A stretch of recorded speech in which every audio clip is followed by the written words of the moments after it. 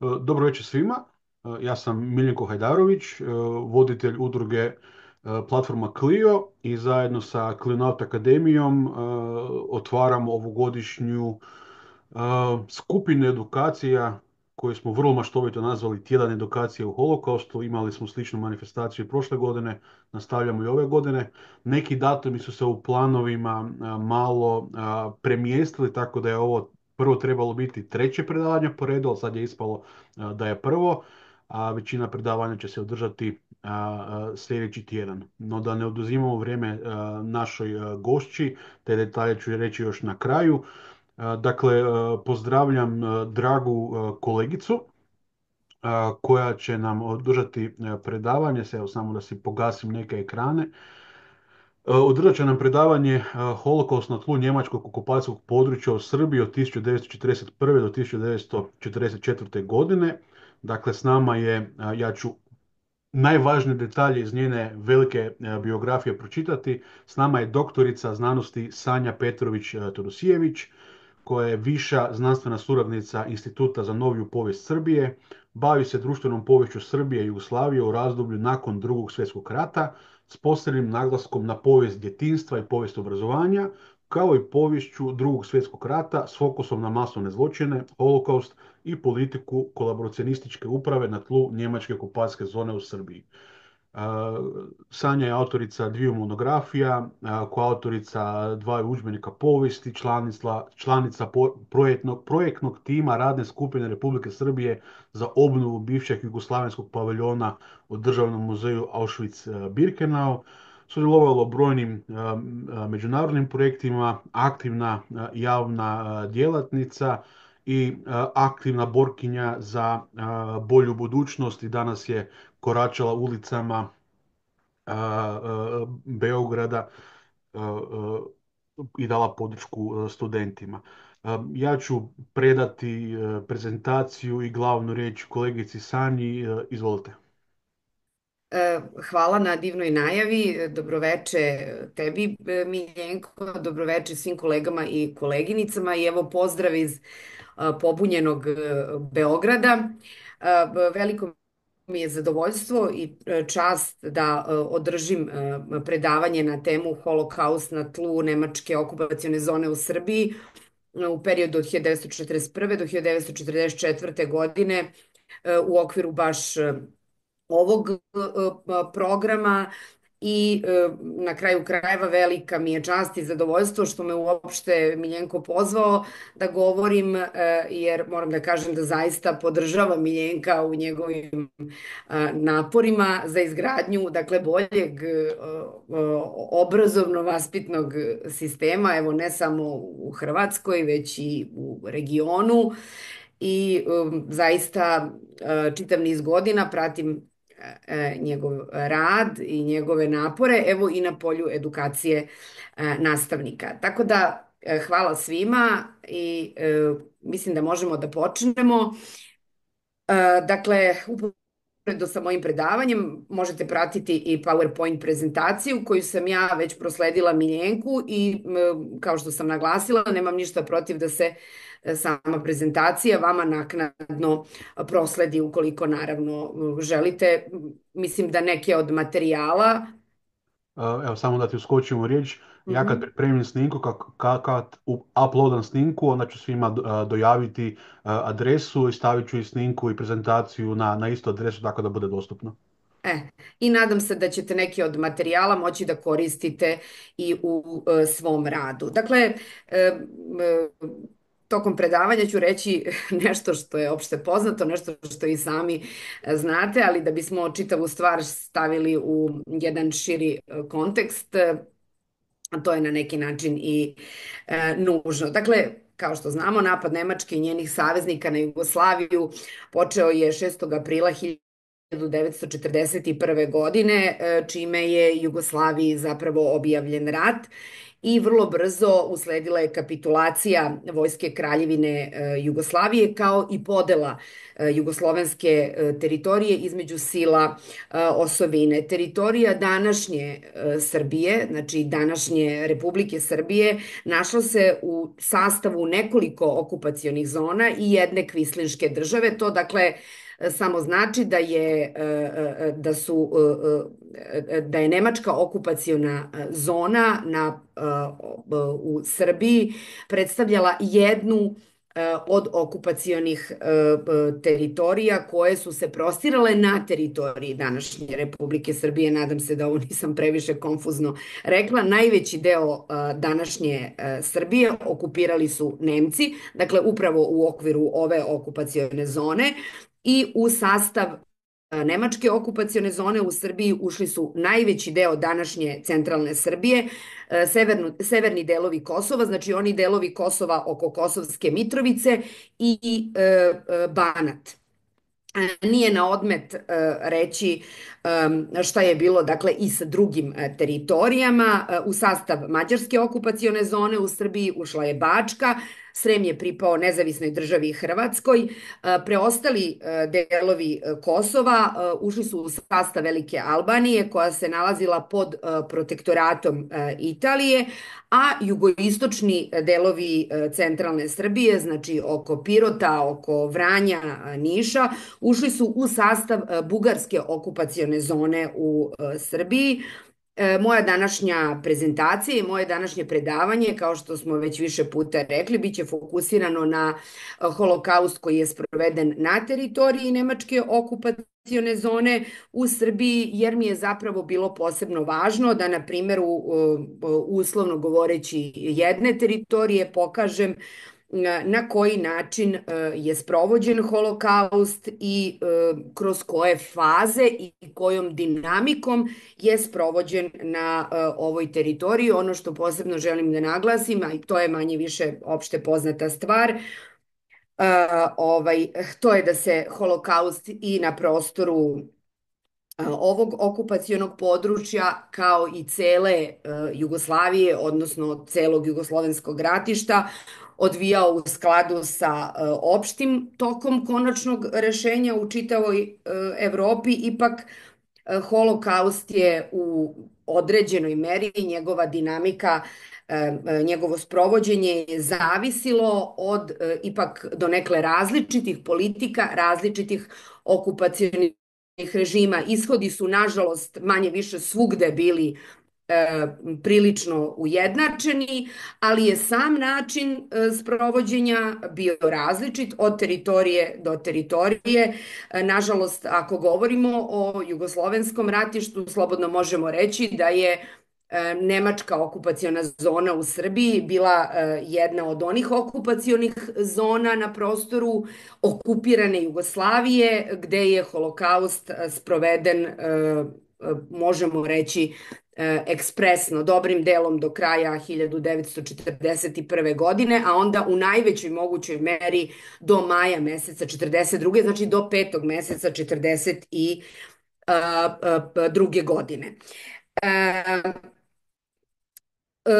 Pre nego što se pozabavimo samom anatomijom holokausta, mislim da je dosta bitno da kažemo nešto o režimu koji je prosto nakon okupacije uspostavljen na prostoru okupirane Srbije. Što se tiče mera koje će dovesti do konačnog uništenja Jevreja na prostoru Srbije, može se reći da su one uspostavljene odmah nakon uspostavljanja okupacionog režima, dakle već u 4. mesecu 1941. godine. U sprovođenju holokausta na ovoj okupacionoj zoni bila je faktički uključena kompletna nemačka uprava, to je pre svega vojni, policijsko-bezbednosni, ali ni malo nebitan privredni i diplomatski faktor, na čijem čelu se nalazio vojni zapovednik Srbije.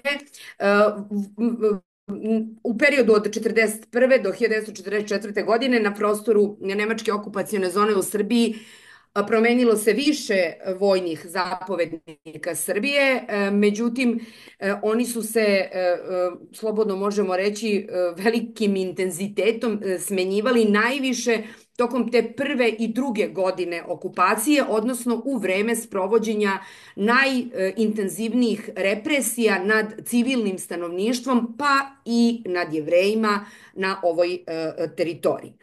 Naravno, najveća odgovornost za fizičko, da kažem, uništavanje jevrejskog naroda pripadala je policijsko-bezbedonosnom aparatu u okviru Gestapoa, dakle tajne državne policije je postojao poseban referat zadužen za Jevreje i rukovodilac tog referata, odnosno tog odeljenja 4B za Jevreje na teritoriji Srbije je bio SS poručnik Fritz Štrake. Kada kažem Srbije, mislim na nemačku okupacionu zonu u Srbiji, da ne bih svaki put prosto koristila ovaj relativno dug naziv. Naravno, jedan od glavnih oslonaca okupacionog režima u Srbiji u sprovođenju svih segmenata okupacione politike, pa i holokausta, je naravno bio kvislinški režim, odnosno kvislinška ili kolaboracionistička uprava.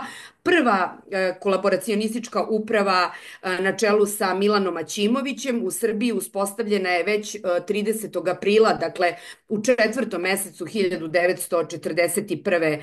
godine, kako je bila u nemogućnosti da spreči širenje ustanka koji se već, da kažemo, zapalio krajem leta i početkom jeseni 1941. godine. Ova kvislinška uprava je zamenjena drugom kvislinškom upravom, odnosno kolaboracionističkom vladom Milana Nedića, koja je formirana avgusta meseca 1941. godine, dakle 8. meseca 1941. i faktički je funkcionisala, da tako kažemo, do kraja okupacije. Srbija je oslobođena u jesen 1944. godine. Najznačajnija represivna ustanova kvislinške uprave u Srbiji je bila uprava grada Beograda na čelu sa Dragoljubom Dragim Jovanovićem, a u okviru same uprave grada Beograda postojala je centralna policijska uprava, odnosno ustanova u okviru koje je postojalo i odeljenje specijalne policije na čelu sa Ilijom Paranosom.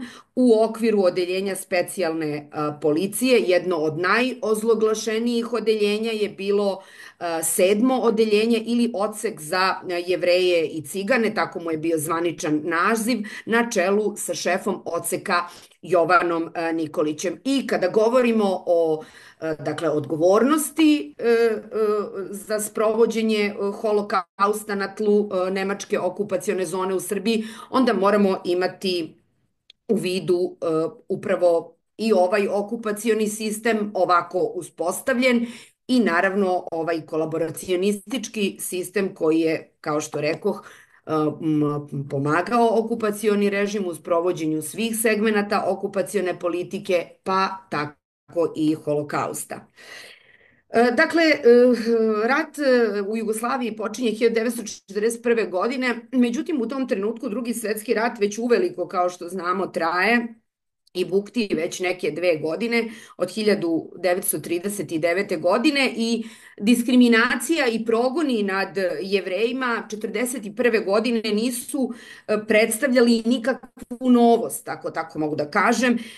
Mere uperene protiv Jevreja koji su živeli na teritoriji Trećeg rajha i na onim teritorijama koje su u međuvremenu potpale pod kontrolu Trećeg rajha, predstavljale su brutalnu realnost još od 1933. godine i dolaska na vlast nacističke stranke na čelu sa Adolfom Hitlerom. Postavlja se pitanje naravno da li su građani Srbije i Jugoslavije imali bilo kakva saznanja o odnosu nacističkog režima prema nemačkim građanima jevrejskog porekla pre aprila meseca, odnosno četvrtog meseca 1941. godine i kako stvari stoje, sasvim je sigurno da jesu i mi to danas znamo, ne samo zahvaljujući štampi, zahvaljujući širenju glasina, već i zahvaljujući sopstvenom, dakle neposrednom iskustvu, jer je u periodu od 1933. do 1941. godine preko teritorije Kraljevine Jugoslavije prešlo negde oko 55.000 jevrejskih izbeglica koje su bežale sa različitih delova teritorija koje su ili ulazile u sastav Trećeg rajha ili su bile pod veoma jakom kontrolom Trećeg rajha. Najveći, moram da kažem da su se neke od ovih izbegličkih skupina zadržavale i na teritoriji današnje Hrvatske. Masa ovih ljudi uglavnom je bila na putu do Palestine, koja se u tom trenutku nalazila pod britanskim, da tako kažemo, mandatskim protektoratom, ali su ljudi bežali i u druge, uglavnom preko okeanske države. Najveća grupa jevrejskih izbeglica koja se zatekla u Jugoslaviji u trenutku napada Nemačke i njenih saveznika na Jugoslaviju brojala je negde oko 1300 ljudi i radilo se uglavnom o dakle, emigrantima sa prostora Austrije, Nemačke, Čehoslovačke, Poljske, svih uzrasta, vrlo različitog socijalnog porekla, različitog odnosa prema jevrejskoj veri. Sasvim konkretno, ova grupa, o kojoj ćemo sada nešto više reći, u istoriografiji je ostala upamćena kao kladovski transport. Dakle, radi se o grupi ljudi koja se brodovima spuštala niz Dunav. Dakle, oni su kretali od Beča, Bratislave, Budimpešte, zatim su se prebacili na teritoriju Jugoslavije, prošli kroz Vukovar, stigli do Beograda, dalje su nastavili da se kreću ka jugoslovensko-rumunskoj granici i tačno pred doček nove 1940. godine, decembra meseca 39. godine, oni stižu do jednog malog gradića u Srbiji, taj grad se zvao i zove se i dan danas Kladovo, dakle nalazi se na samoj granici između tada jugoslovensko rumunske granice i oni na ovom mestu čekaju tranzitne vize kroz Rumuniju kako bi dalje nastavili svoj put. Međutim, Rumuni uporno odbijaju da izdaju tranzitne vize jer Britanci odbijaju da izdaju ulazne vize u Palestinu i faktički pred sam početak Drugog svetskog rata u Jugoslaviji ovi ljudi su faktički zaglavljeni na jednom dosta osetljivom mestu kao što je državna granica i pošto su 10 meseci sedeli na brodovima u Kladovu, zbog čega su i dobili naziv kladovski transport, vlasti Kraljevine Jugoslavije donose odluku da ih ipak da ih ipak pomere ka nekom manje osetljivom mestu u unutrašnjosti države i tada je doneta odluka da se oni prebace u jedan mali grad u centralnoj Srbiji, u Šabac. Dakle, izbeglice su se Dunavom prebacile do Beograda, zatim brodovima dalje Savom do Šapca, gde su se, o čemu nam svedoči i ovaj istorijski izvor, iskrcali na Malu Gospojinu 1940. godine. Mala Gospojina ili Mala Gospođa, praznik koji Srpska pravoslavna crkva obeležava 21. septembra svake godine, dakle u devetom mesecu i dakle krajem septembra 1940. godine oni dolaze u Šabac, grad koji u tom trenutku ima nekih 12.000 stanovnika. Možete misliti na koji način je dolazak Gliša Babović u ovom istorijskom izvoru kaže 1.600 ljudi, danas znamo da ih je ipak bilo manje, negde oko 1.300. Na koji način je dolazak jedne ovako velike grupe ljudi delovao na stanovništvo jednog relativno malog grada u unutrašnjosti Srbije, koji do duše ima svoju jevrejsku zajednicu, ali ona ne broji više od nekih 100-120 pripadnika. O načinu na koji su se izbeglice iz Kladovskog transporta snašle u Šapcu, ako tako mogu da kažem, uglavnom u dva kolektivna smeštaja. Svedoče mnoge fotografije koje, kao što vidite, i dan danas se čuvaju i uglavnom se čuvaju u Muzeju Holokausta u Vašingtonu. Međutim, pored fotografija koje svedoče o načinu na koji su jevrejske izbeglice živele u Šapcu, sačuvali su nam se i neki pisani istorijski izvori, neka svedočanstva koja u stvari dosta govore o tome koliko su se pripadnici Kladovskog transporta mešali sa lokalnim stanovništvom.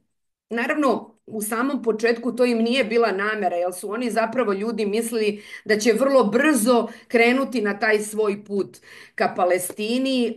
Nažalost, to se za većinu njih neće desiti, sa izuzetkom grupe mladih ljudi, grupe od nekih 200-tinjak mladih ljudi, pripadnika ovog transporta koji su pred sam početak rata u Jugoslaviji uspeli da napuste Šabac i u Jugoslaviju i da se domognu Palestine. Početak okupacije većina pripadnika ovog transporta dočekaće u Šapcu i može se reći da će oni od aprila meseca 1941. godine pa nadalje u potpunosti podeliti sudbinu ostalih šabačkih Jevreja, kao i svih drugih Jevreja na tlu nemačke okupacione zone u Srbiji. Dakle, zašto sam, kada su izbeglice u pitanju, napravila ovoliko dug uvod? Zato što mi je bilo posebno bitno da skrenem pažnju na činjenicu da te prve faze faktički holokausta koje su se već sprovodile nad jednim delom, kako bih rekla, nad jednim delom pripadnika jevrejskog naroda u Evropi, nisu bile nepoznanica za građane Kraljevine Jugoslavije u trenutku kada rat u Jugoslaviji počinje. I ne samo to, ono što je posebno bitno da naglasim, to je da je i sama vlada Kraljevine Jugoslavije pod uticajem vrlo različitih faktora već 5. oktobra meseca 1940. godine, znači u 10. mesecu 1940. godine, donela dve antijevrejske uredbe vrlo komplikovanog naziva. Prva se zvala Uredba o merama koje se odnose na Jevreje u pogledu obavljanja radnja sa predmetima ljudske hrane. U suštini radi se o suštinski veoma antisemitskoj uredbi, jer je zapravo zabranjivala Jevrejima da trguju sa određenim vrstama namirnica, i druga uredba je bila uredba o upisu lica jevrejskog porekla za učenike univerziteta, visokih škola u rangu univerziteta, viših, srednjih, učiteljskih i drugih stručnih škola. To je pun naziv, uredba kojom je u suštini, kad su jevrejski đaci u pitanju, postavljena kvota za upis učenika u faktički jugoslovenske jugoslovenske škole. Kao što sam već rekla, početak sprovođenja mera i početak sprovođenja faktički holokausta na tlu nemačke okupacione zone u Srbiji, manje više, a to vidite i po ovom datumu, se poklapa sa početkom okupacije Jugoslavije. Dakle, napad na Jugoslaviju počinje 6. aprila 1941. godine, a prva antijevrejska mera okupatora u okupiranoj Srbiji objavljena je već 10 dana kasnije, 16. aprila 1941. godine, i ona je glasila: svi Jevreji moraju da se prijave 19. aprila tekuće godine u 8 časova ujutro gradskoj policiji u zgradi požarne komande na Tašmajdanu. Jevreji koji se ne odazovu ovom pozivu biće streljani. Vrlo brzo vidjet ćete faktički u narednih nekoliko meseci faktički mere uperene protiv jevrejskog stanovništva su sledile jedna drugu i svaka prethodna je bila uvertira u ono naredno, a ono naredno je po pravilu uvek i bilo i gore i represivnije od onog prethodnog. Ipak može se reći da su okupacione vlasti i na prostoru okupirane Srbije veoma vodile računa o tom ritmu, ako tako mogu da kažem, sprovođenja mera protiv jevrejskog stanovništva, jer je ne samo Jevreje, oni su u odnosu na većinsku zajednicu bili manjina, već pre svega većinsko stanovništvo, dakle posmatrače, ako tako mogu da kažem, trebalo ih je pripremiti za ono što će se u Srbiji, nažalost, vrlo brzo desiti. Sve ove mere o kojima ću sada govoriti poslužile su nekoj vrsti obeležavanja Jevreja, njihovoj kriminalizaciji, njihovom odvajanju od ostatka društva i u suštini u krajnjoj konsekvenciji normalizaciji ne samo onoga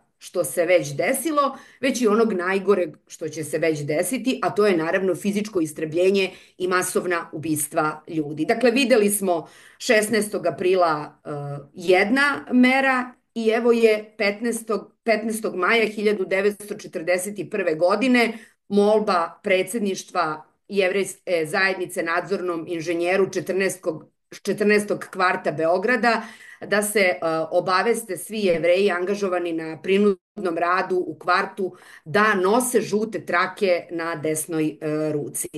Dakle, Jevreji ne samo da su u narednih mesec dana obeleženi, oni su i poniženi time što su zapravo prvi izvedeni na te prinudne radove, faktički raščišćavanja Beograda, koji je naravno posle 6. aprila 1941. godine bio prilično devastiran grad. Još jedan dokument koji se čuva u Istorijskom arhivu Beograda i koji potvrđuje u stvari način na koji se u tim prvim mesecima posle početka okupacije postupalo sa Jevrejima kako bi se oni što više ponizili, pa je ovo takođe jedan dopis starešini istog kvarta da svi Jevreji koji su angažovani na raščišćavanju leševa u Hartvigovoj ulici u Beogradu na broju 70 nakon obavljenog posla, što je i ovde pod navodnicima, da se mogu prebaciti na drugo faktički radno mesto. Naravno, vrlo brzo usledile su ovakve i onakve reakcije. Bilo je i onih firmi, ovo je jedna od njih, Jugoslovenski ili Jugoslovensko kreditni zavod, koje su pokušavale svoje pojedine uposlenike jevrejskog porekla da sačuvaju od ovog prinudnog rada. Nažalost, ne znamo da li je to bilo iz nekih krajnje pragmatičnih razloga. Želimo da verujemo da je to bilo iz krajnje ljudskih razloga, jer je i u ovim najgorim vremenima, naravno kao i u svim najgorim vremenima, bilo sigurno i dobrih i solidarnih ljudi. A, ali ono što je sasvim sigurno, to se takođe dešava već u drugom mesecu okupacije, da počinje i otpuštanje Jevreja iz gradskih i ne samo gradskih, već svih drugih državnih, da tako kažem, službi. Ovo je recimo dopis administrativnog odseka upravnom odeljenju kojim se gradsko poglavarstvo Beograda između ostalog obaveštava da su kao Jevreji, dakle to je bila zvanična formulacija, otpušteni iz službe ovde navedeni David Rubenović, Marcel Štern i Katalan Biti. I moram da kažem da je fond opštine grada Beograda prepun ovakvih dopisa, faktički za svako odeljenje uprave grada Beograda, i zaista je na osnovu fantastične građe, fantastičnih istorijskih izvora koji se čuvaju u Istorijskom arhivu Beograda u potpunosti moguće rekonstruisati ovu fazu u sprovođenju Holokausta. Naravno, ovo o čemu sam malo pre govorila, sve ove mere, naravno, imale su svoju, da kažem, neku prvobitnu funkciju, ali imale su i onu sekundarnu funkciju, a to je da Jevreje, da kažem, stave van zakona. I ovo je recimo pismo sestara Štajner, vlasnica jedne kuće, čini mi se u Francuskoj ulici, gde one traže od starešine svoga kvarta da faktički učini nešto povodom toga što stanari kojima su one izdavale sobe i stanove, neki od njih, iako su vrlo dobro plaćeni na svojim poslovima, odbijaju da im plate kiriju zbog toga što znaju da su one Jevrejke. Meni se učinilo da je ovo vrlo interesantan dokument, jer zapravo govori o tome na koji način je, na koji način u stvari, kako bih rekla, uspostavljanje određenih politika kroz sistem zvaničnih državnih institucija relativno brzo može biti delotvorno. I koliko je zapravo malo vremena bilo potrebno da zapravo komšije vrlo brzo odbace svoje prve komšije samo mesec dana po početku rata, samo zato što su Jevreji i samo zato što im se prosto ukazala prilika da evo mogu nešto i da ne plate, ali zbog toga što su ove žene Jevrejke. Naravno, ovo su bile prve mere. Jedna posebno značajna mera u sprovođenju Holokausta, ne samo u Srbiji, već svugde, naravno bila je mera popisivanja jevrejske imovine, jer je zapravo popisivanje imovine predstavljalo uvod u oduzimanje imovine, a oduzimanje imovine je, kada je Srbija u pitanju, predstavljalo odvođenje Jevreja u logore. Ovo je, da kažem, standardizovana prijava koju su popunjavali svi meštani na teritoriji opštine grada Beograda. Ovo je prijava imovine, sasvim konkretno Rehnicer Jovanke. Vidite da ona živi u Venizelosovoj ulici broj 18 u Beogradu i ona dalje prijavljuje svoju nepokretnu imovinu, između ostalog i pokretnu imovinu u koju spadaju zlatna burma, zlatni prsten sa malim dijamantom, dečije zlatne minđuše, perle od ćilibara i tako dalje i tako dalje. Dakle, rekla bih vrlo potresni spiskovi nepokretne i pokretne imovine, spavaća soba, trpezarija, soba za rad, dečija soba. Kao što vidite, formulari su bili vrlo precizni i imovina se u potpunosti na ovaj način morala prijaviti. Kao što rekoh, oduzimanje imovine je bilo svakako uvod u odvođenje ljudi u logore. Međutim, ono što je posebno bitno da naglasimo kada govorimo o tom početku odvođenja pre svega odraslog muškog jevrejskog stanovništva u logore, to je da se odvođenje odraslog muškog stanovništva u logore u Srbiji poklopilo sa početkom ustanka. Sa početkom ustanka, dakle krajem leta, početkom jeseni 1941. godine i zapravo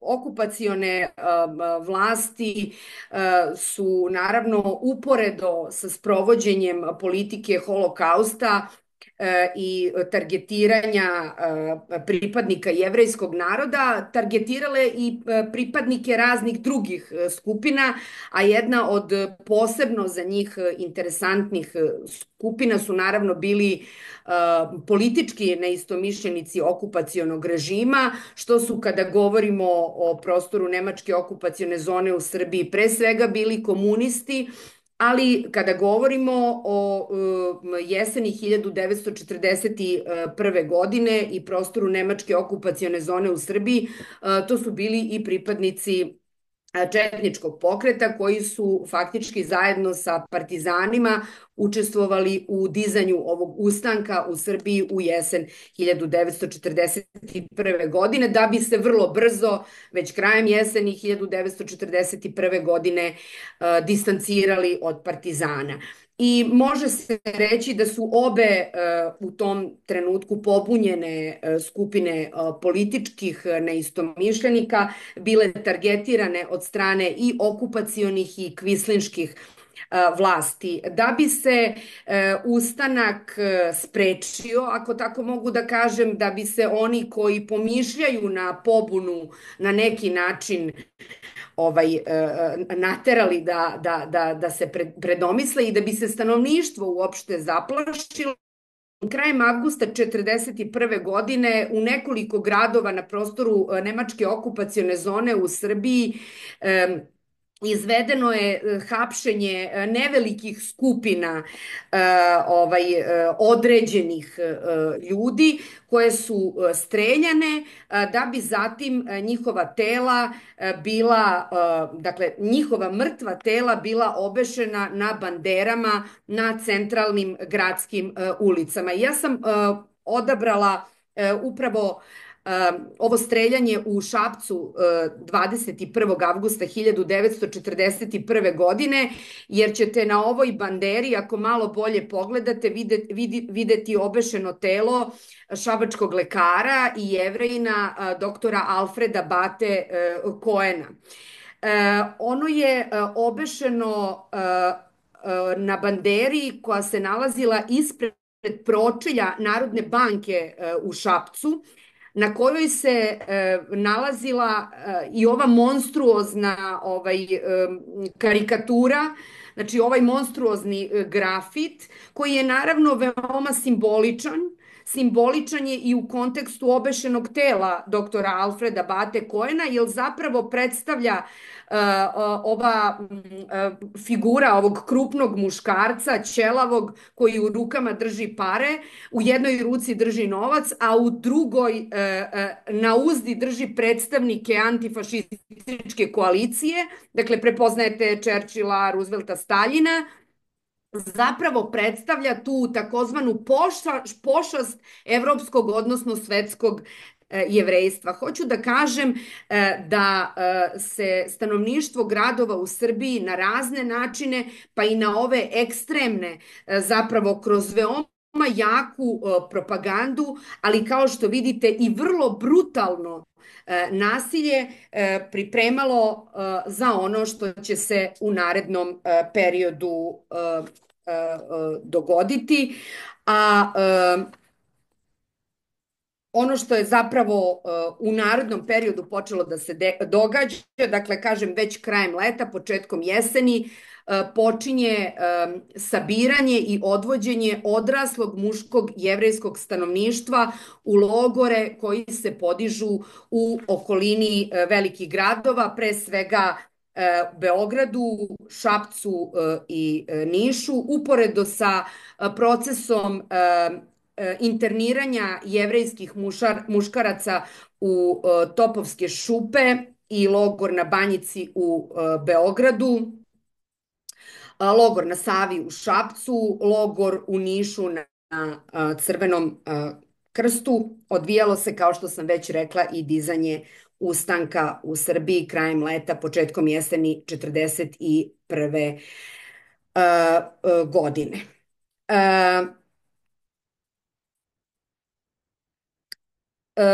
Nakon sakupljanja odraslog muškog stanovništva,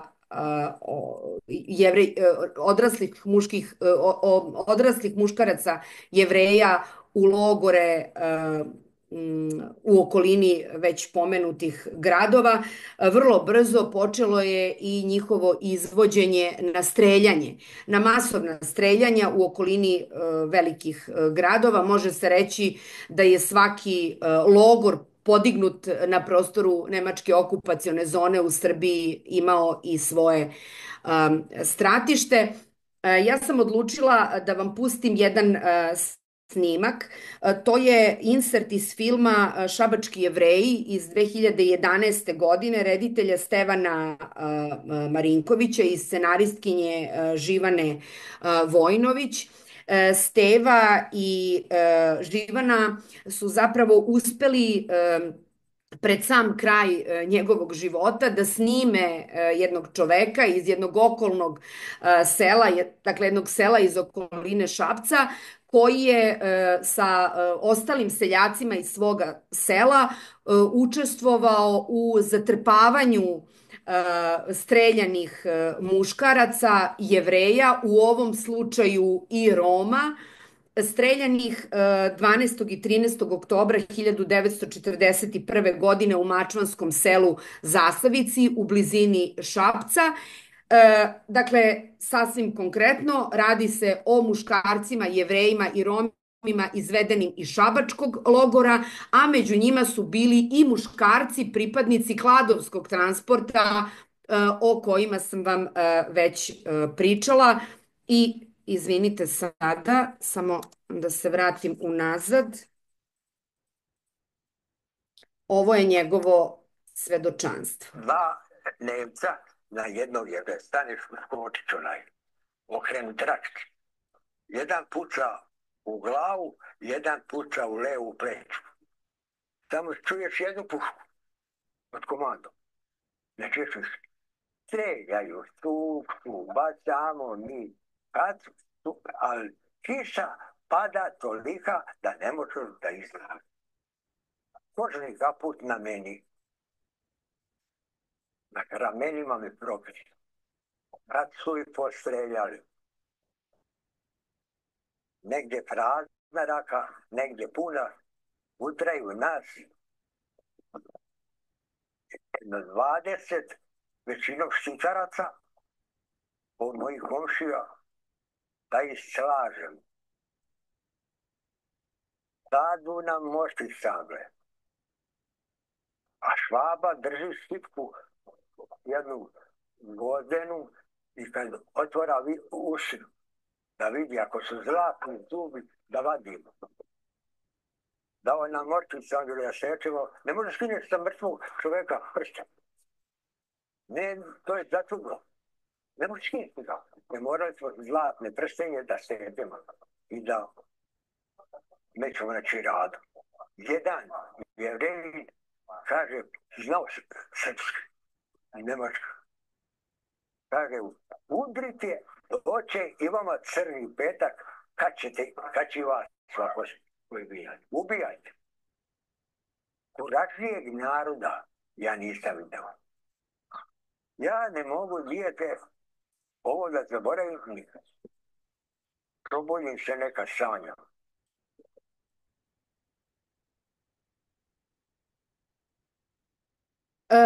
Faktički do kraja jeseni 1941. godine svo odraslo muško stanovništvo, jevrejsko muško stanovništvo koje je živelo na prostoru nemačke okupacione zone u Srbiji je streljano u okolini velikih gradova u Srbiji i upravo završetak ove faze Holokausta u Srbiji poklopio se sa otvaranjem jednog velikog logora za Jevreje, tako se i zvao, jevrejski logor Zemun ili Judenlager Zemlin. Otvoren je na prostoru predratnog, velikog i modernog sajmišta. Sam naziv, dakle, logora već dovoljno govori kome je logor bio namenjen. Bio je namenjen Jevrejima, a krajem jeseni, početkom zime 1941. godine u Srbiji su još, ako govorimo o Jevrejima, bila je dakle živa nekolicina odraslih muškaraca i bile su žive žene i deca. Dakle, osnivanjem ovog logora faktički je formirano mesto na koje je trebalo dovesti pre svega beogradske Jevrejke i njihovu decu, a onda Jevrejke i njihovu decu iz ostalih delova nemačke okupacione zone u Srbiji.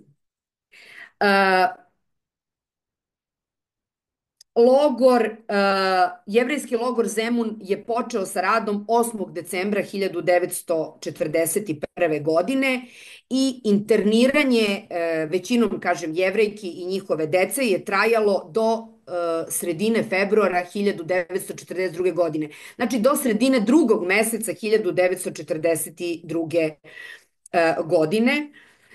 Iako se ovaj logor, to je veoma bitno ovde da razjasnimo, fizički nalazio u Sremu, dakle nalazio se na teritoriji koja je ulazila u sastav nezavisne države Hrvatske, logor je faktički do maja meseca 1944. godine, znači skoro do samog kraja, da kažem, okupacije Srbije, bio pod upravom nemačke policije iz Srbije i do sredine februara 1942. godine u više nego neuslovnim barakama jevrejskog logora Zemun, po cičiš zimi, zaista jednoj, to je bila, ja mislim, najgora zima tokom okupacije, našlo se oko 6.500 žena i dece.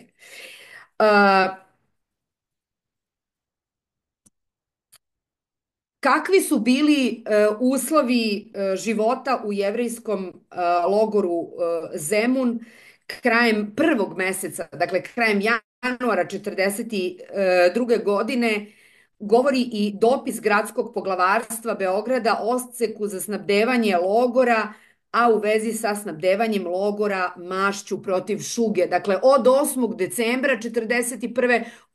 Znači 8. 12. meseca 1941. godine do sredine februara, odnosno sredine prvog meseca 1941. godine u logoru je već vladala šuga i to je faktički bila masovna pojava. Kada govorimo o svedočanstvima koja su nam sačuvana vezano za jevrejski logor Zemun, koji je postojao samo do 5. meseca 1942. godine, jer je faktički već do tada ispunio, nažalost, svoju svrhu. Sačuvala su nam se 4 posebno dragocena pisma jedne mlade jevrejke, Hilde Dajč, koja se prijavila kada je počelo deportovanje beogradskih jevrejki i dece u jevrejski logor Zemun. Ona se prijavila sama da ide tamo da bi kao bolničarka, u stvari radeći u logorskoj bolnici, pomogla ženama i deci koje su se tamo zatekle. Da sada ne ulazim u tu priču, ali sačuvana su 4 pisma koje je napisala Hilda Dajč, i sva 4 pisma ona je napisala svojoj drugarici. Kao što vidite, ovo počinje: draga moja Mirjana. Isticajem okolnosti i zbog prirode tog njenog posla u samom logoru, koji je bio vezan sa nekim spoljnim službama koje su obsluživale logor, ova 4 pisma su uspela da stignu, da kažem, do onih kojima su bila namenjena. Da sada ne čitam ovo pismo u celini, ali kada dobijete prezentaciju, vidjet ćete u stvari na koji način Hilda Dajč opisuje ne samo situaciju i prilike u samom logoru, već i jedno zaista, kako bih rekla, jednu tešku logorsku atmosferu koja je zapravo pritisla žene, uglavnom sa malom decom, koje jednostavno nisu znale šta ih u budućnosti čeka, a nažalost čekalo ih je ono najgore. Šta se od sredine februara, od sredine 2. meseca 1942. godine dešavalo sa oko 6.500 žena i dece sakupljenih u jevrejskom logoru Zemun? Može se postaviti pitanje da li je i njima bila namenjena ona ista sudbina koju su doživeli i muškarci. Dakle, da li je i kad su one i oni u pitanju, dakle, bilo namenjeno i bilo predviđeno njihovo izvođenje na stratišta u okolini Beograda. Po svemu sudeći nije, jer se osnivanje jevrejskog logora Zemun poklopilo sa jednom novom fazom u sprovođenju holokausta, pre svega na prostoru istočne Evrope, sa jednom novom fazom koja je zapravo okončala onu prvu fazu u sprovođenju holokausta, odnosno prvu fazu masovnog istrebljivanja ljudi, koja je, kad je istok Evrope u pitanju, podrazumevala upravo to da se žrtve izvode na stratišta. Upravo negde u ovo vreme, dok se jevrejke i deca sakupljaju u logoru na Sajmištu, u blizini Berlina, dešava se jedna velika i važna konferencija na obalama jezera Vanze, na kojoj se faktički sastaje kompletan vrh, da tako kažemo, Trećeg rajha, ne samo onaj politički, ne samo onaj vojni, već ono što je posebno bitno, onaj privredni, jer bez njega se puno toga nije moglo učiniti, i doneta je odluka da se faktički u tom procesu sprovođenja holokausta i konačnog rešenja pređe na neke druge metode, a te metode su podrazumevale masovno istrebljenje ljudi putem gasnih komora. Jevrejski logor Zemun naravno nije imao gasnu komoru, ali je u Beograd baš tako negde krajem februara, početkom marta 1942. godine, znači krajem 2., početkom 3. meseca 1942. godine, stigao tačnije rečeno ovakav kamion pokretna gasna komora, i taj kamion je faktički od tog vremena pa sve do 10. maja, to je bio poslednji dan 1942. Godine, znači 5. meseca, 10. dana u 5. mesecu 42. godine, dolazio do kapije logora na Zemunu. Grupe logorašica i dečice su pod izgovorom zapravo da ih premeštaju u neki drugi logor, ulazile u zadnji deo ovog kamiona. Evo ja ću vratiti da ponovo vidite kako kamion izgleda. Dakle, kao što vidite, on ima taj prošireni zadnji deo. Žene i deca su ulazile u kamion. Kamion su vozila dva niža oficira SS-a. Dakle, kao što sam već rekla, logor se nalazio sa druge strane Beograda, na ovoj sremskoj strani.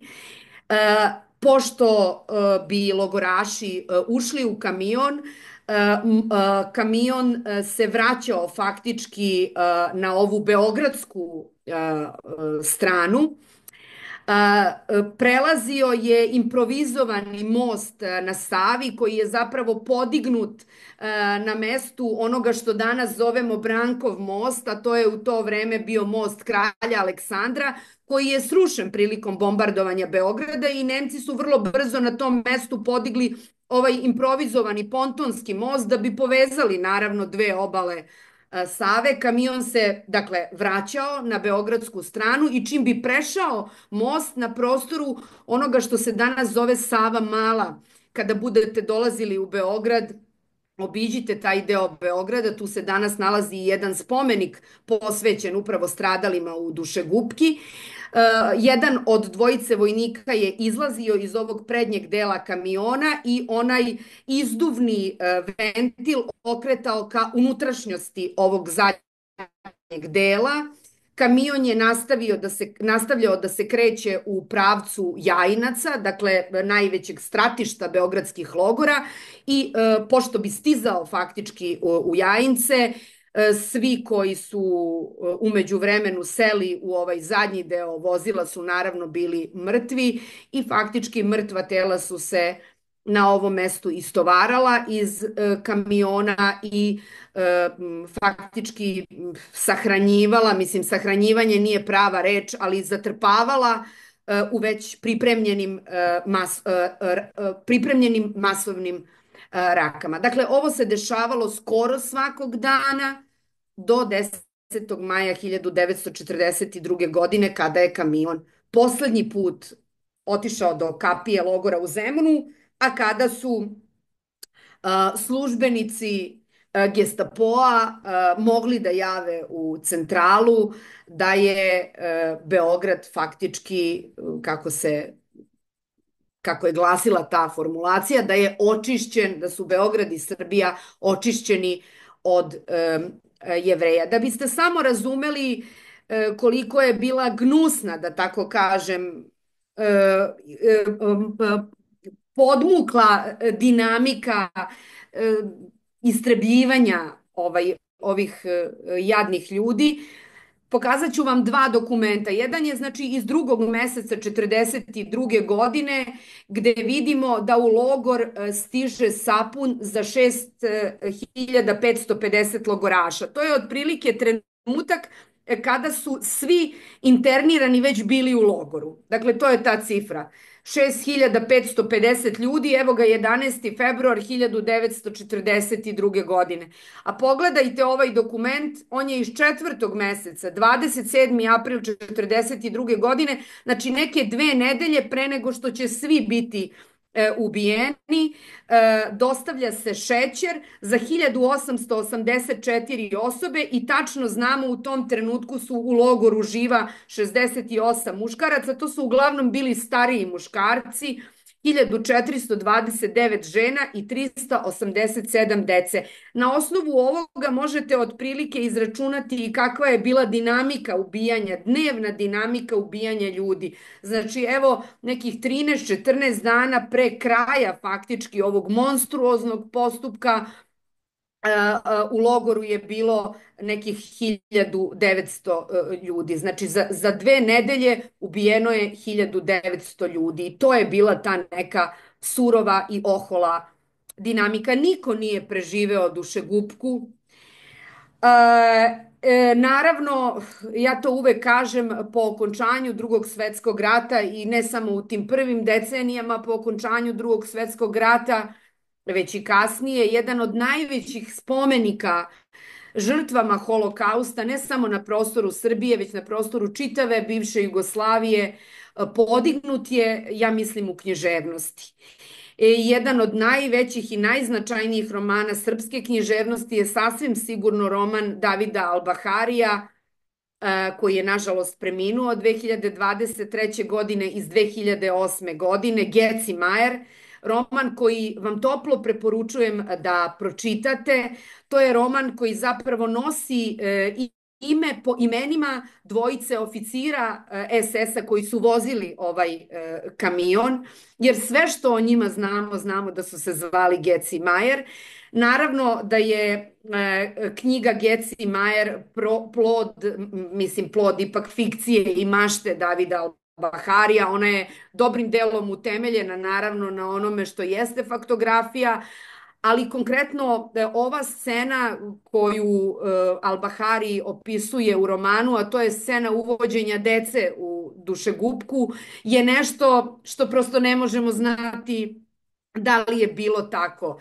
Koliko je književnost moćna, čak i onda kada nije u potpunosti možda kompatibilna sa istorijskim izvorima, govori upravo ovaj istorijski izvor koji je, govori upravo ovaj deo iz književnog dela koji je skoro pa postao istorijski izvor. Hoću da kažem da je sam zločin Holokausta do te mere bio nepojmljiv i do te mere na kraju krajeva su svi oni koji su u njegovom sprovođenju učestvovali, želeli da ga zataškaju, da je u nekom trenutku i književnost i fikcija postala veća i od same stvarnosti, jer prosto kada govorimo o dušegupki, neke stvari na osnovu istorijskih izvora, na osnovu usmenih svedočanstava ne možemo rekonstruisati.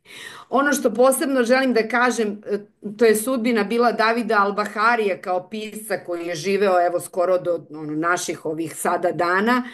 On je zapravo bio dete ljudi koji su u Holokaustu izgubili svoje porodice, i njegova majka i njegov otac su u Holokaustu izgubili majka, supruga i decu, a otac suprugu i decu. I on je u stvari faktički bio čovek koji, iako je rođen posle Drugog svetskog rata, živeo sa jednim teškim i bremenom, ali i nekom vrstom obaveze zaveštanja onoga što je zapravo preteklo od njegovih roditelja.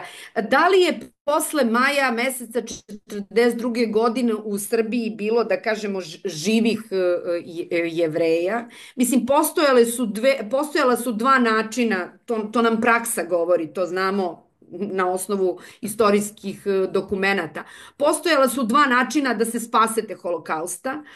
Ukoliko ste, na primjer, bili Srpkinja koja se pre Drugog svetskog rata udala za Jevrejina i ukoliko ste mogli da dokažete, dakle da ste pre udaje bili pripadnik, u ovom slučaju pravoslavne veroispovesti, mogli ste da se, da tako kažem, spasete onih mera Holokausta koje su na kraju vodile i ka konačnoj smrti.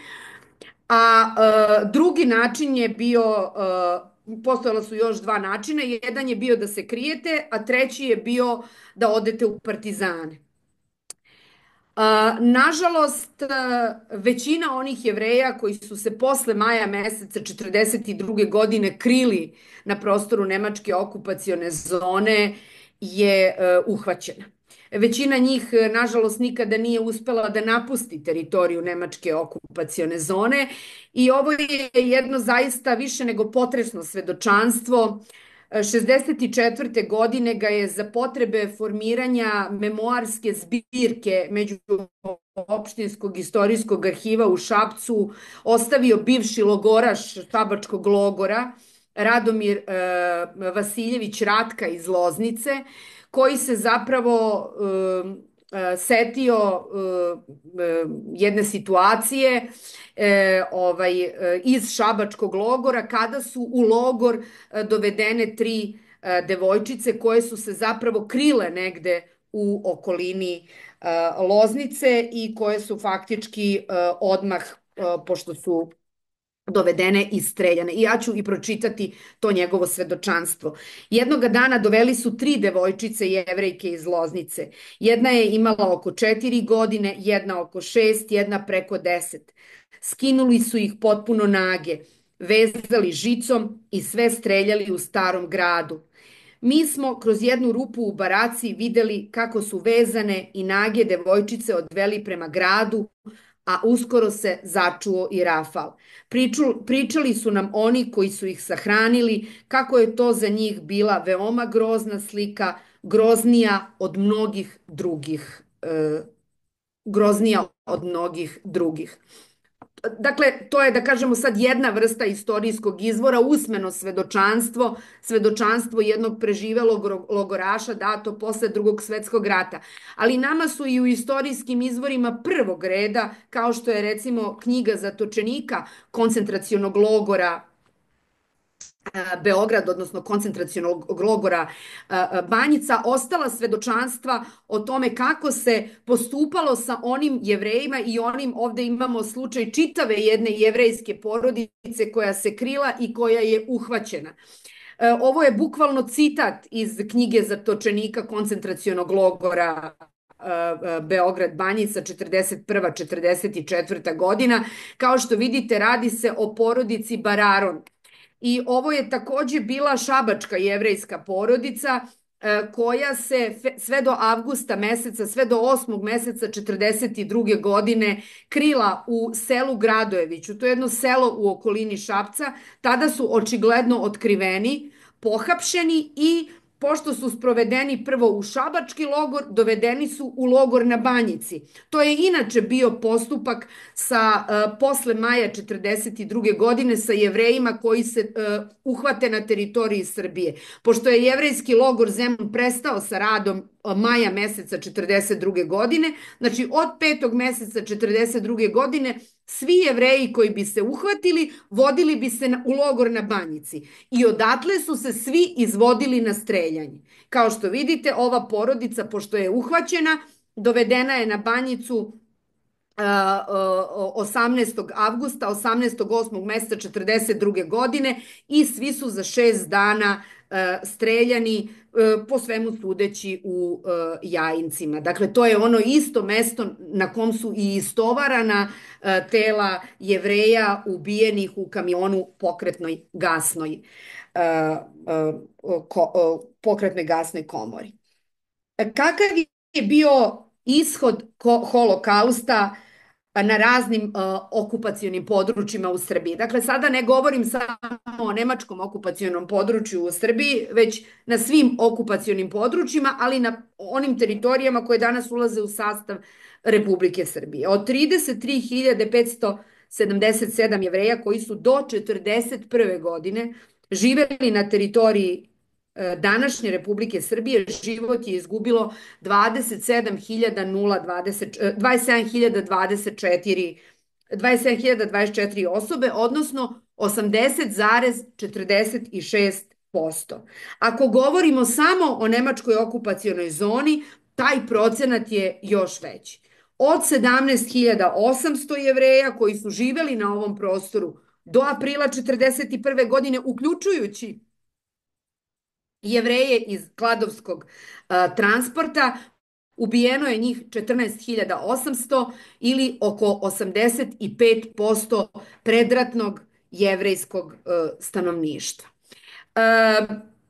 Nisam predvidela ovim predavanjem, ali mislim da bi bilo šteta da na kraju samog predavanja ne kažem nešto i o memorijalizaciji holokausta na prostoru Srbije i da ne pomenem u stvari dva najznačajnija memorijala, pogotovo što je ovaj prvi i posebno značajan radio Bogdan Bogdanović, koji je naravno i vama u Hrvatskoj vrlo dobro poznat autor i to je faktički i jedan od spomenika za koji je Bogdan možda bio i najviše vezan. Njegov zvaničan naziv glasi Spomenik jevrejskim žrtvama fašizma u Beogradu i palim borcima iz Narodne Republike Srbije.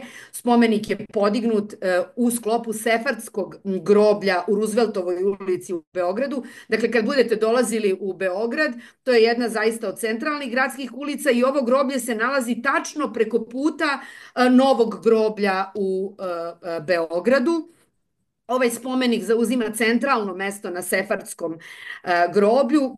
Kao što vidite na ovoj fotografiji, ona je meni skroz desno i Bogdan Bogdanović i njegova žena, pošto su kremirani, njihove urne su položene faktički u jedan deo ovog spomenika i to je zapravo bila Bogdanova i Ksenijina želja da se oni faktički sahrane na tom mestu. Ono što je ovaj spomenik je zaista vrlo simptomatičan, ako tako mogu da kažem, i može se iz mnogo uglova analizirati, ali koliko je jevrejska zajednica Beograda i posle Drugog svetskog rata bila vezana za ovo mesto, govori činjenica da su, da kažem, na segmentima ovog spomenika, a to je ova fotografija desno dole, kao što vidite, porodice su podizale male spomen ploče koje su faktički bile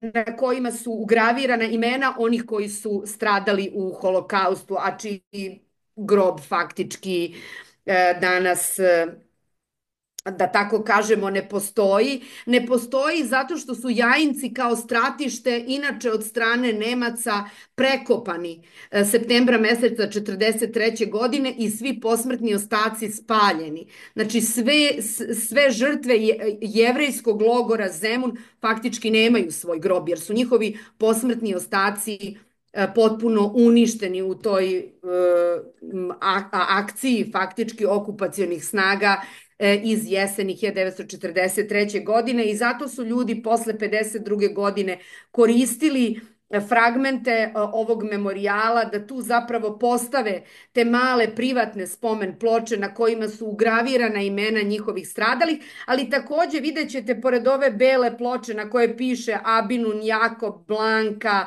i tako dalje, žrtve Holokausta, ima ova spomen ploča Perko Ana, žena koja je faktički umrla 2012. godine. Hoću da kažem, ljudi su trajno bili vezani za ovo mesto i tu se nalaze i spomen ploče u čast onima koji zapravo nisu naravno bili žrtve Holokausta jer su preživeli Holokaust, ali su trajno bili vezani za ovo mesto i pored ovog spomenika za koga velelepnog zaista i vrlo potresnog, koga, to vam toplo preporučujem da ga obiđete ako dolazite u Beograd, Memorijalni centar Staro sajmište koji postoji od 2022. i to je faktički najnoviji, ako tako mogu da kažem, memorijal Holokausta na prostoru Republike Srbije. Osnovan je 2022. godine posebnim zakonom o ovom memorijalu i on se naravno nalazi na mestu na kom se i nalazio jevrejski logor Zemun. Postoje naravno mnogi problemi, pre svega ove vlasničke, suvlasničke prirode, znači i imovinske, nažalost, prirode vezano za pretvaranje celog ovog prostora i autentičnih zgrada iz vremena Holokausta u delove memorijala. Za sada je rekonstruisana samo ova centralna kula u koju je najvećim delom smešten memorijal i koliko sam čula od kolega koje tamo rade, i u narednoj godini se planira obnavljanje nekih od bivših paviljona i mislim da je prvi na redu zapravo italijanski paviljon koji je takođe za vreme Drugog svetskog rata služio kao deo logorskog kompleksa. Eto, toliko od mene. Hvala vam. Pa izvolite ako mogu da odgovorim na neka pitanja. Sanja, hvala ti puno na stvarno iscrpnom predavanju i izuzetno mi je drago što si uključila baš i svjedočanstva koja smo dijelom mogli pročitati sad, ali ipak smo morali tebe slušati, tako da moramo naknadno čitati. Sad kad već imamo tu ispred sebe ovu fotografiju Starog sajmišta, to je zapravo bilo jedno moje planirano pitanje kakvo je trenutno stanje Starog sajmišta. Ako se sjećam, još prije par godina na tom području su živjeli ljudi, odnosno u tim paviljonima su bili stanari. Jel to još uvijek stvari danas? Apsolutno, na primjer, jedan od tih paviljona koji je postojao, kažem, i za vreme jevrejskog logora Zemun je, dakle, bio deo logora i dan danas stambena zgrada. Dakle, ima stanare. Zgrada bivše mrtvačnice logorske je zgrada u kojoj se nalazi restoran. Zgrada Spasićevog paviljona u kom se nalazila ova bolnica u kojoj je služila, da ne kažem radila, Hilda Dajč. U njoj se danas nalaze teretana, mislim da se do skoro nalazio i neki dečiji vrtić. Dakle, možemo reći da je prostor Starog sajmišta propao, ako mogu da koristim taj izraz, kroz razne politike sećanja na žrtve Drugog svetskog rata, pre svega žrtve Holokausta od kraja Drugog svetskog rata pa do danas.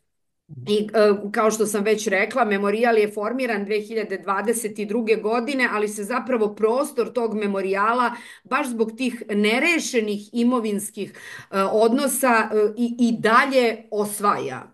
Evo, ako tako mogu da kažem, mislim sigurno da bi o tome daleko detaljnije mogli da govore daleko detaljnije mogle da govore kolege koje tamo rade i koje su u to direktno uključene.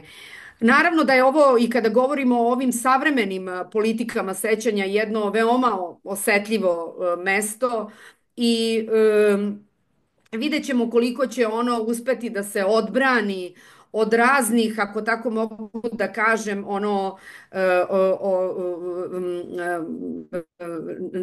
nacionalistički nastrojenih proždrljivaca. Ja sam, moram da kažem, reagovala kada je taj deo obale koji faktički, na koji izlazi memorijal Staro sajmište pre nekih godinu ili dve dana, baš u vreme kada je osnivan memorijal imenovan obalom jasenovačkih žrtava. Ne zato naravno što mislim da neka obala u Srbiji ne treba da nosi skretanja pozornosti. Ne treba da nosi ime po jasenovačkim žrtvama, daleko od toga, ali mislim da je u kontekstu savremenih politika sećanja da su ovde i žrtve jasenovačkog logora iskorišćene za potkusurivanje u okviru nekakvih dnevno političkih, ako tako mogu da kažem, operacija koje nemaju mnogo veze ni sa Jasenovcem, ni sa jasenovačkim žrtvama, a nemaju mnogo veze ni sa žrtvama Holokausta, ali naravno i drugim žrtvama logora na Starom sajmištu, jer ono što takođe sada želim da kažem i mislim da je veoma važno, kada je maja meseca 1942. godine jevrejski logor Zemun prestao da postoji, na ovom mestu je faktički formiran novi logor, novi koncentracioni, odnosno sabirni logor koji je zapravo postojao sve do kraja Drugog svetskog rata i koji je igrao ulogu kao i svi drugi koncentracioni logori na prostoru Nemačke okupacione zone u Srbiji i kroz njega su, ruku na srce, zaista prošli mnogi kroz njega su prošle i mnoge žrtve ustaškog režima uspostavljenog na prostoru nezavisne države Hrvatske i ne samo ustaškog režima, već i drugih okupacionih režima, jer recimo znamo da su upravo, evo sad toga sam se setila, pošto si već rekao da sam bila uključena u rad ove komisije za obnovu bivšeg jugoslovenskog paviljona u državnom muzeju Auschwitz-Birkenau, recimo partizani uhapšeni u bitki na Sutjesci su upravo preko Vogošće i Sarajeva dopremani u koncentracioni logor koji je formiran na Sajmištu i odatle su dalje deportovani u različite koncentracione i druge logore smrti širom okupirane Evrope, ali je i veliki broj civila takođe sa prostora nezavisne države Hrvatske prošao kroz ovaj logor. Mhm. Hvala ti. Stigla su neka pitanja. Prije nego ti ih i pročitam, da ti postavim još jedno pitanje. Većina današnjih slušatelja, barem poimenično koje prepoznajem, su učitelji ili nastavnici, pa te onda moram pitati, ja znam da imaš iskustva i kao autorica udžbenika i poznata te ta tema.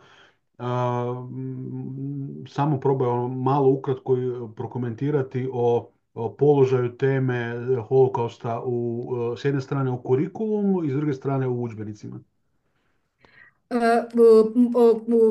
Dakle, ta tema je prisutna i u kurikulumu i u udžbenicima. Ono što ja mogu da kažem to je da se ona u udžbenicima, u različitim udžbenicima, po mom mišljenju, ja sam dakle autor samo jednog od tih udžbenika, obrađuje na različite načine. Znači u Srbiji trenutno postoji 10 ili 11 udžbenika za 8. razred osnovne škole. Zašto kažem za 8. razred osnovne škole? Zato što je ovo razred u kom se ova tema obrađuje.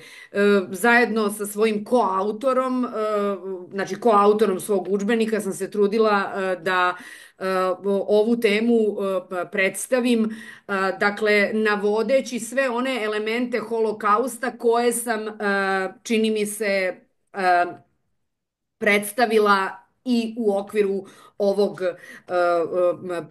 predavanja. Mislim, dakle, mogu samo da imam komentar, da imam utisak da nisu svi autori na isti način pristupili ovoj temi i da ona nije u svim udžbenicima podjednako zastupljena. Mislim, glupo mi je da hvalim svoj udžbenik, pravo ti kažem. Tako da, mislim da će oni koji se bave analizom udžbenika možda moći da daju najbolju ocenu na koji način je ova tema obrađena u različitim udžbenicima, ali rekla bih da ona nigde naravno nije ispuštena. To bi verovatno bilo poražavajuće, ne bi bilo ni moguće. Nigde nije ispuštena, ali nije svugde podjednako obrađeno. Ono što je naravno u Srbiji posebno osetljivo mesto kada se govori o holokaustu i verovatno se i u različitim udžbenicima tu najviše vidi razlika, to je taj odnos kolaboracionističkog režima prema holokaustu. Ja sam se kao autor udžbenika zajedno sa kolegom Acom Todosijevićem trudila da vrlo jasno i eksplicitno govorim o tome na koji način je kolaboracionistički režim i Milana Ćimovića i Milana Nedića bio uključen u sprovođenje svih segmenata okupacione politike, pa i holokausta, naravno. Vidim da se ovde, sad kad već odgovaram na ovo pitanje, postavlja i pitanje srednjoškolskih udžbenika. Moram da kažem da nemam dovoljno detaljan uvid u situaciju sa srednjoškolskim udžbenicima, ali sam prilično sigurna da je situacija dosta slična. Sada, naravno, kad je u pitanju nastave istorije, pogotovo za učenike srednjih stručnih škola, moram da kažem da su učenici srednjih stručnih škola verovatno dosta uskraćeni za saznanja, ne samo o ovoj temi, već i o mnogim drugim temama. Mislim, ono što ja kao autor udžbenika želim da naglasim, to je da i znam kada i naš udžbenik i hvale i kada ga kude. Ono što se vrlo često zanemaruje, to je kontekst. Mislim da je zaista nemoguće udžbenik čitati i mi svoj udžbenik i nismo tako pisali da se on čita od do. I namera nam je zapravo bila da jedna tema podupire drugu, a ne da one svaka za sebe vise u vazduhu, jer nam je veoma bilo stalo da se i ono što se desilo u Srbiji razume u kontekstu onoga što se dešavalo u Jugoslaviji i da se holokaust kao zločin razume u kontekstu drugih brutalnih zločina koji su nad civilima koji su takođe sprovođeni u Srbiji tokom jeseni 1941. godine i naravno u kontekstu velikog evropskog i velikog svetskog rata, ali i u kontekstu onih politika koje su sprovođene, videli smo u ovom predavanju i u Kraljevini, ali i u čitavoj Evropi i svetu, koje su na neki način bile dosta slepe za te pošasti nacizma, mislim, koji je promolio svoju glavu ne 39. i ne 41. već 33. godine. To je bio baš posebno zanimljiv detalj i super je što si uključila i taj prethodni dio odmah na početku. Vezano uz udžbenike imao sam priliku da baš prošlog ljeta zavirim u, mislim da 5 ili 6 udžbenika iz Srbije. Pa čisto malo da usporedim i da podijelim s kolegama. Ako usporedimo srpske i hrvatske udžbenike, moram reći da su teme u našim udžbenicima ipak opširnije i o samoj temi holokausta imamo puno više materijala, što me zapravo iznenadilo, što mogao bih reći na neki način je tema holokausta u srpskim udžbenicima dosta skromno opisana i pojašnjena, ali ako usporedim i sa drugim temama zapravo je isto, sve su teme malo ipak manje. Vi ste, Sanja, zajedno sa koautorom napravili prilično zgodan posao i rekao bih čak na onome što sam vidio i definitivno najširi pristup, najviše ste zahvatili u tu temu koliko sam vidio. Isto tako ono što me vrlo iznenadilo, vezano je na sljedeće pitanje koje je stiglo tijekom predavanja.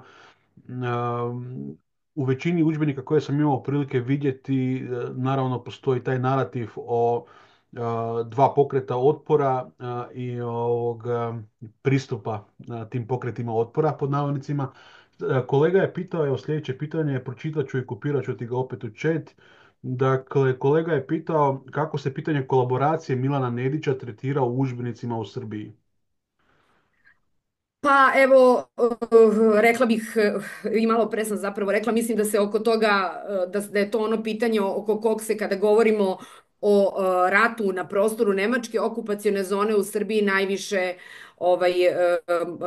saplićemo. Ono što je meni kao autoru udžbenika bilo posebno bitno da naglasim, dakle to je taj moment kolaboracije faktički, kolaboracije sa okupacionim režimom. Mislim da se u različitim udžbenicima to pitanje na određeni način relativizuje, uglavnom skretanjem pažnje na one segmente kolaboracionističke uprave koji su se bavili uspostavljanjem nekakvog ono kao relativno normalnog svakodnevnog života za vreme okupacije, zatim ulogom koju je kolaboracionistički režim imao u tom procesu zbrinjavanja pre svega srpskih izbeglica sa prostora Nezavisne države Hrvatske, što su naravno sve činjenice koje takođe kao istoričari ne možemo prenebregnuti, ali mislimo da sve te, lično mislim da sve te i činjenice i istine ne možemo na takav način konfrontirati jedne drugima i to je ono što sam upravo malo pre rekla da je veoma bitno stvari staviti u neki širi kontekst. Tako da, evo, rekla bih da je to ono pitanje oko koga se možda najviše kao autori udžbenika saplićemo. Mislim, to verovatno nije nepoznato kolegama u Hrvatskoj, možda i jeste, ali u Srbiji je čitav niz godina vođen proces za rehabilitaciju Milana Nedića. Nažalost, on sudski nije rehabilitovan, ali sama činjenica da je taj proces vođen, sama činjenica da je taj proces i tekako imao svoje navijače, u akademskoj javnosti takođe, znači u stručnoj javnosti, u akademskim krugovima, dovoljno mislim govori o tome. Što se tiče pripadnika četničkog pokreta i uloge Draže Mihajlovića, mislim da je vrlo bitno pre svega vrlo jasno napraviti razliku o ulozi koju je taj pokret igrao u dizanju ustanka u Srbiji u jesen 1941. godine, o ulozi koju je taj pokret nakon jeseni 1941. godine imao na prostoru Srbije, ali i na drugim delovima jugoslovenskog ratišta, gde su značajni delovi ovog pokreta počinili ozbiljne zločine nad pripadnicima civilnog stanovništva, pogotovo u istočnoj Bosni, Dalmaciji, tako dalje, pa i na prostoru Srbije. Ono što ne znam koliko ljudi možda razumeju kada govorimo o Drugom svetskom ratu u kontekstu Srbije, ali kada je ustanak u Srbiji slomljen krajem jeseni 1941. godine, treba reći da je partizanski pokret u Srbiji faktički bio razbijen. I dobar deo partizana tada je završio po ovim već pomenutim logorima, odakle su dalje mnogi deportovani u logore širom, različite logore širom okupirane Evrope. Jedan deo njih se vratio kući, a onaj deo aktivnih pripadnika tog, da kažemo, srpskog partizanskog pokreta je krajem 1941. početkom 1942. godine prešao u Bosnu, gde je faktički nastavio, da kažemo, sa glavninom partizanskih snaga da se bori tokom čitavog Drugog svetskog rata. I Srbija je faktički od početka 1942. godine pa sve tamo negde do jeseni 1943. godine manje više predata na milost i nemilost četnicima, Nedićevcima i Ljotićevcima. Mislim, nema u Srbiji posle Užičke republike, dakle prva velika partizanska vojna operacija u Srbiji je faktički oslobođenje Beograda, što je jesen 1944. godine. Tako da je, evo, možda prosto ljudi nisu razmišljali o tome, ali to je situacija na prostoru Nemačke okupacione zone u Srbiji, dakle najvećeg dela centralne danas Srbije, faktički sve do oslobođenja Beograda, jer se partizani u većem broju vraćaju u Srbiju, uglavnom, znači, dole preko Prijepolja, preko Jabuke, znači preko te tromeđe, Beograd, Bosna, Crna Gora, Srbija, tek negde tamo septembar, oktobar 1943. godine, i tu ih već čekaju četnici. Tako da je taj povratak partizana u Srbiju bio dug i komplikovan. Kolega Šibarić, koji se uključio i na video, vjerojatno želi i uživo postaviti pitanje. On je postavio i više pitanja u chatu. Kolega, želite se sigurno javiti, tako? Josipe? Ne? Aha, samo ste kameru uključili. Ok. Onda ću ja vaša pitanja kopirati. Dakle, zapravo ovo oko tri skupine, odnosno tri skupa četnika, to smo već malo pričali. Sljedeće pitanje koje je stiglo je bilo ovo, dakle, kaže, to mislim da je bio kolega, ako u predavanje ne bude spomenuto, kakva je bila sudbina židovske zajednice u Srbiji nakon rata i kako su preživjeli nastaviti život. To je isto posebno predavanje, ali čisto par rečenica ako možeš samo malo prokomentirati. Pa, evo, ja sam rekla koliko pripadnika te zajednice, znači nekih 15% pripadnika predratne jevrejske zajednice, konkretno na prostoru Nemačke okupacione zone u Srbiji, se vratilo kući, i dobar deo pripadnika ove zajednice se nakon 48. godine formiranja države Izrael, odnosno u trenutku iseljavanja najvećeg dela jugoslovenske jevrejske zajednice iz Jugoslavije iselio. Jedan deo, naravno, pripadnika jedan deo pripadnika jevrejskog naroda koji su preživeli holokaust je ostao da živi u Srbiji, kao na kraju krajeva i u svim drugim delovima Jugoslavije. Ono što mislim treba da znamo o jevrejskoj zajednici, o preživelim pripadnicima jevrejske zajednice, kada razmišljamo o toj zajednici, ko su bili ljudi koji su se vratili kući? Kući se nisu vratili stari ljudi, kući se nisu vratila deca, kući su se uglavnom vratila ona godišta koja su, da kažem, imala šansu u logoru da prežive, a to su verovatno bile žene i muškarci u nekim najboljim mladim godinama i slobodno možemo reći da se ta zajednica, da je kada razmišljamo o načinu na koji se zajednica obnavljala posle Drugog svetskog rata, mislim da je to ono što takođe treba uzeti u obzir. Naravno da se jevrejska zajednica Jugoslavije posle Drugog svetskog rata razvijala u uslovima jedne nove jugoslovenske države, dakle koja je, kao što znamo, nije izašla samo iz rata, već je izašla iz komunističke revolucije i sigurno da je taj zanos obnove, izgradnje zemlje posle Drugog svetskog rata verovatno prijao mnogima, pogotovo posle 4 takve godine rata, ali je sasvim sigurno morao prijati onima koji su, ako tako mogu da kažem, ostali bez igde ičega, bez igde ikoga. Drugo, i ti preživeli pripadnici jevrejskog naroda koji su se vratili kući su u odnosu na ostatak zajednice u proseku po svemu sudeći bili obrazovaniji. Dakle, radilo se o ljudima koji su se u tim prvim godinama obnove i izgradnje zemlje sigurno mogli lakše uključiti u neke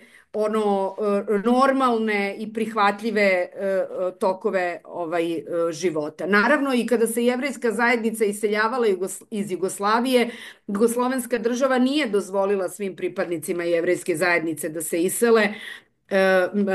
Oni koji su zbog svog zanimanja, zbog pozicija nekih na kojima su se nalazili, prosto bili korisni, potrebni državi, oni su na kraju krajeva i zadržavani. Ali mislim da su i mnogi preživeli pripadnici jevrejske zajednice, bez da su imali ovu vrstu ograničenja, vrlo svesno doneli odluku da ostanu da žive u Jugoslaviji, jer mislim da je jevrejska zajednica i pre Drugog svetskog rata bila dosta dobro integrisana u jugoslovensko društvo. Ja sam sada pominjala recimo šabačke Jevreje i tako. Mislim, kada su recimo ovi Jevreji iz Kladovskog transporta stigli u Šabac, to domaće jevrejsko stanovništvo je živelo ne u nekom posebnom delu grada, znači bilo je pomešano, to je na kraju krajeva, mislim, bilo karakteristično i za jevrejsku zajednicu u skoro svim delovima Jugoslavije, da je ona bila potpuno integrisana u to većinsko društvo. I na kraju krajeva kada dođete u Beograd i kada odete na ovo sefardsko groblje, tamo ćete videti ovaj spomenik o kome sam ja govorila, ali vidjet ćete i mnoge druge spomenike. Vidjet ćete na samom ulazu u groblje spomenik Jevrejima, recimo pripadnicima srpske vojske za vreme Prvog svetskog rata. Dakle, kako bih rekla, lojalnim građanima Kraljevine Srbije koji su kao vojnici srpske vojske ratovali u Prvom svetskom ratu. Vidjet ćete i spomenik podignut već pomenutim Jevrejima iz Kladovskog transporta i mnoge druge spomenike, ali ovaj Bogdanov svakako nemojte ga obići. Nemojte ga zaobići. Zaobići, da. Da. Evo imamo još 2 pitanja koja su bila, mislim da je ovo isto od kolege Josipa, ako se ne varam. Srpska pravoslavna crkva protivila se suradnji Jugoslavije s Njemačkom, no nakon okupacije Jugoslavije i stvaranja Nedićeve Srbije, ona mijenja svoj odnos prema Njemačkoj i izražava spremnost surađivati s nacistima. Ima li pojedinačnih pokušaja pravoslavnih svećenika protivljenju toj odluci? Kakav je bio stav SPC prema progonu Židova i Roma? Pa evo i sam patrijarh Srpske pravoslavne crkve za vreme Drugog svetskog rata, Gavrilo Dožić, je takođe bio interniran u jedan od nacističkih logora. Mislim, ne bih se baš sasvim složila sa vama. Najveći stručnjak, evo moram da kažem za ovu temu, i uopšte i uloge i položaje Srpske pravoslavne crkve u Drugom svetskom ratu, je moja koleginica, draga koleginica Radmila Radić, koja je zaista veliki stručnjak za ovu temu, i ona je i zapravo napisala biografiju patrijarha Gavrila Dožića. Takođe je mislim i doktorirala na toj temi verskih zajednica u Jugoslaviji posle Drugog svetskog rata, a veoma dobro je upoznata sa prilikama u Srpskoj pravoslavnoj crkvi za vreme Drugog svetskog rata. Kada govorimo o kolaboraciji sveštenstva sa tim okupacionim i raznim kolaboracionističkim faktorima u Srbiji za vreme Drugog svetskog rata, mislim da je ono tokom Drugog svetskog rata bilo pojedinačno, da ono nije bilo sistemsko. Vi ste videli, ja sam vam kao jedan od istorijskih izvora sam navela na samom početku, kada govorim o dolasku Jevreja iz Kladovskog transporta u Šabac, istorijski izvor, autor se zove Gliša Babović, Gligorije Babović, a istorijski izvor Letopis Šapca 1933-1944. Gliša Babović je inače bio sveštenik Srpske pravoslavne crkve i on je baš iz Negoslavaca, to je negde u Hrvatskoj, 33. godine došao u Šabac na službu, i kada je došao u Šabac na službu, onda mu je vladika zadužio ga je da vodi neku vrstu gradskog dnevnika. Gliša Babović je umro 60. godina 20. veka. On nam je ostavio dva veoma važna istorijska izvora. Jedan je ovaj Letopis Šapca, a drugi je ratni dnevnik grada Šapca.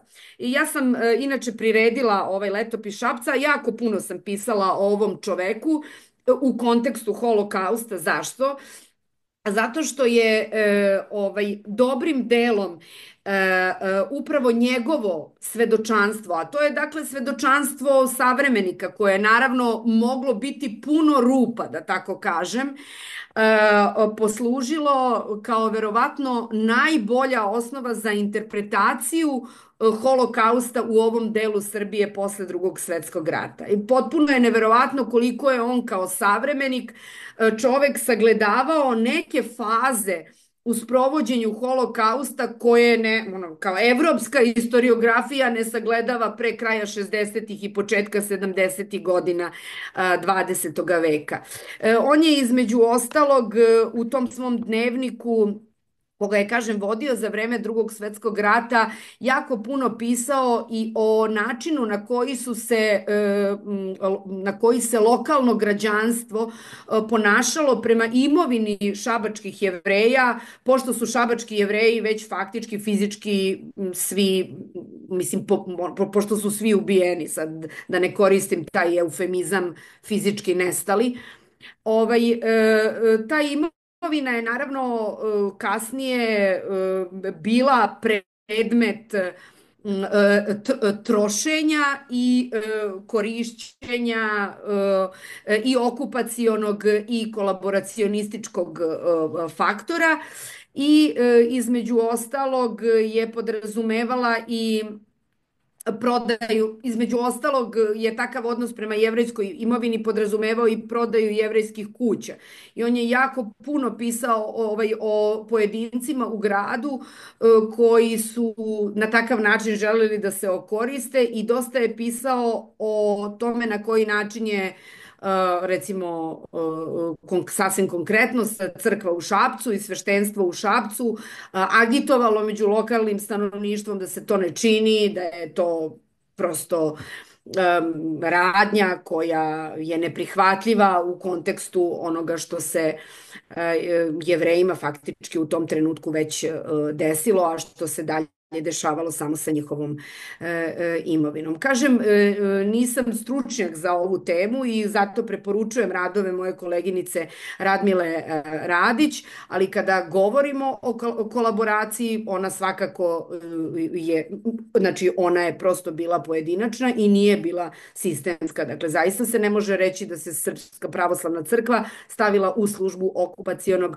i pa i kolaboracionističkog režima, iako je bilo veoma visokih predstavnika Srpske pravoslavne crkve i tu se naravno uvek misli na vladiku Nikolaja Velimirovića, koji je zajedno sa nekim drugim, takođe visokim predstavnicima Srpske pravoslavne crkve zagovarao onu ideologiju koja je bila bliska tolerisanju i kolaboracije i okupacije, mada kada se analiziraju biografije ovih ljudi, može se reći da su one pune i nekih kako bih rekla, i čak i kontroverznih momenata. Ali evo, Radmila Radić je proveren autor za te teme. Znači, dala si 3 put preporuku da je zovem, a? Da, odlično je, odlično. Ok, imamo još jedno pitanje koje je bilo pristiglo. Kolegica je postavila sljedeće, evo sekundu. Kolegica piše, prije 40 godina boravila sam u Beogradu, tada je bila jaka antisemitska atmosfera koju sam osobno doživjela među studentima. Jesu li još uvijek relativno obrazovani Srbijanci antisemiti? Da, pa ne znam sad, To je, evo to je, to je moram najlakše pitanje za kraj, je li tako, a? Da, pa ne znam da li imamo odgovor na ovo pitanje. Ako sad razmišljam 40 godina unazad, 40 godina unazad to su neke 80. godine, ali mislim da su 80. godine generalno, ne samo kada je Srbija u pitanju, već kad je prostor čitave bivše Jugoslavije u pitanju, pa mislim da možemo da govorimo i mnogo šire i u nekom evropskom kontekstu, da su godine kada dolazi do revizije raznih stavova koji su se faktički u periodu od kraja Drugog svetskog rata do tada smatrali nepomerljivim. Tako da u kontekstu bujanja nekakvih različitih nacionalizama mogu da razumem i naravno kako mnogi nacionalizmi podrazumevaju i antisemitizam, sasvim sigurno da je toga bilo i u Srbiji. Ako se ne varam, 80. godine su upravo godine kada i počinju da se publikuju radovi, čini mi se baš i ovde pomenutog Nikolaja Velimirovića i uopšte nekih teologa bliskih Srpskoj pravoslavnoj crkvi, koji su zagovarali između ostalog i one stavove koji su se oslanjali na antisemitizam. Tako da evo to samo mogu da pogađam. Nemam utisak da je akademska javnost u Srbiji generalno i tada, a moram da kažem pogotovo ne danas, antisemitska, pošto i sama pripadam akademskoj zajednici. Ona je naravno kao i svugde vrlo pluralna, da evo iskoristim ovaj najdemokratski izraz, ali ne stičem utisak da je dominantno antisemitska. Evo sad vidim da nam se provuklo još jedno pitanje. Međuvremenu kolegica Stanislava pita jesu li postojali svećenici pravoslavne crkve koji su spašavali Židove? Jesu. Ono što ja mogu da kažem to je da je među pravednicima narodima da je ovo odličje, da tako kažem, u Srbiji do pre nekoliko godina dodeljeno, mislim da ga imalo 128, 130, na primer, porodica ili zapravo pojedinaca koji verovatno zastupaju neke porodice, mislim koji zastupaju porodice čitave koje su učestvovale u spašavanju Jevreja. Ne mogu pouzdano da kažem da li među njima ima sveštenika. Ne znam da odgovorim na to pitanje. Ok, već smo poprilično ušli prema drugom satu. Evo, možda posljednja prilika ako želiš neko nešto prokomentirati ili pitati, pa da onda pustimo Sanju na odmor. Stvarno je predavanje bilo iscrpno, puno informacija, vidi se da Sanja barata svim relevantnim podacima. Ako se neko želi javiti, javite se sada ili ćemo pustiti Sanju na odmor. Ok, čini mi se da trenutno ne stižu komentari ili niko se ne javlja za riječ. Sanja, tebi još jedanput hvala, već su neki komentari bili i prije koji su istakli da je predavanje bilo iznimno zanimljivo. Ja ću iskoristiti samo ovu posljednju minutu za još par informacija. Kao što sam rekao na početku, i ovo Sanjino predavanje je dio tjedna edukacije u holokaustu. Ono što slijedi zapravo u subotu, dakle sutra u prijepodnevnom terminu, u ponedjeljak u 2 termina držim predavanje Holokaust, mitovi, zablude i poricanje. To nije, rekao bih, ono standardno predavanje što je Holokaust, nego zbog pojave negacije ili krivih tumačenja holokausta, odlučio sam se za pristup da govorim recimo o nekakvih 20-ak najčešće spominjanih krivih informacija ili misinformacija o holokaustu, pa da ih malo pojasnim, jer ipak kad govorimo o ovom povijesnom događaju moramo baratati točnim podacima. Onda sljedeći tjedan u utorak imamo psihologinju koja nam govori o krivnji preživjelog, o jednoj vrlo zanimljivoj temi. To je u utorak u 18 sati. I ono što nam još onda slijedi u februaru, u veljači, to je predavanje koje je malo više interdisciplinarno o simbolima režima koji se i danas upotrebljavaju često i na ulicama, ali i u raznim političkim kampanjama.